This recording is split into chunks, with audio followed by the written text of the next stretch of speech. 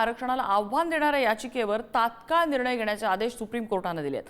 मुंबई हायकोर्टात नव्याने खंडपीठ स्थापन करण्याचे आदेश सुप्रीम कोर्टाने दिलेले आहेत। राज्य सरकारने मराठा बांधवांना SC-BC कायद्याअंतर्गत दिलेल्या मराठा आरक्षणाचा मुद्दा गेल्या अनेक महिने न्यायालयात प्रलंबित आहे।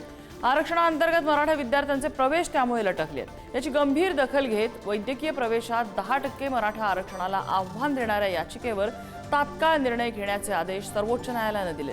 तर सुप्रीम कोर्टाच्या या आदेशाचं मंत्री राधाकृष्ण विखे पाटलांनी स्वागत केलंय।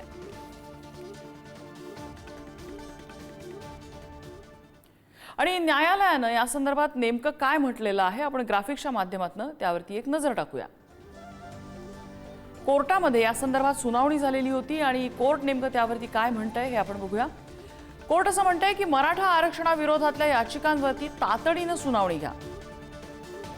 त्यासाठी हायकोर्टाने नवं खंडपीठ स्थापन करावं। सर्वोच्च न्यायालयाचे मुंबई उच्च न्यायालयाला त्याने तसे निर्देश आलेले आहेत। सरकारने फेब्रुवारी 2024 मध्ये मराठ्यांना 10% आरक्षणाचा कायदा केलेला होता।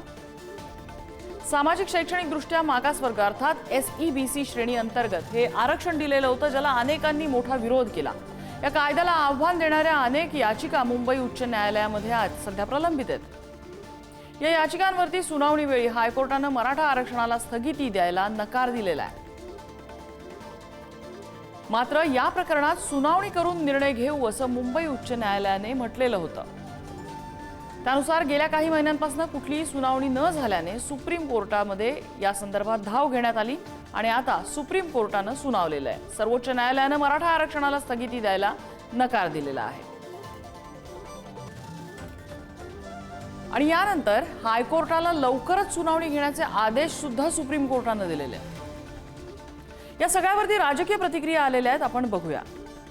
सर्वोच्च न्यायालयाच्या न्यायाधीशांनी जो निर्णय दिला तो स्वागतार्ह आहे की एकदा स्वतंत्र खंडपीठ नेमून एकदाचा कायमस्वरूपी निकाल हा सर्वोच्च न्यायालयाने द्यायला पाहिजे की 10% अतिरिक्त आरक्षण हे देऊ शकतात की नाही संविधानाच्या कायद्यामध्ये चौकटीमध्ये बसवून। ज्या महाराष्ट्रामध्ये ज्याच्यामुळे एक संघर्ष मोठा पाहावा लागला आणि त्या संघर्षाच्या माध्यमातून कुठे ना कुठे तेढ आपल्याला दुर्दैवाने बघायला मिळाली आणि महाराष्ट्र धर्माला कुठे ना कुठे त्या ठिकाणी तडा गेल्याचा आपल्याला बघावा लागला।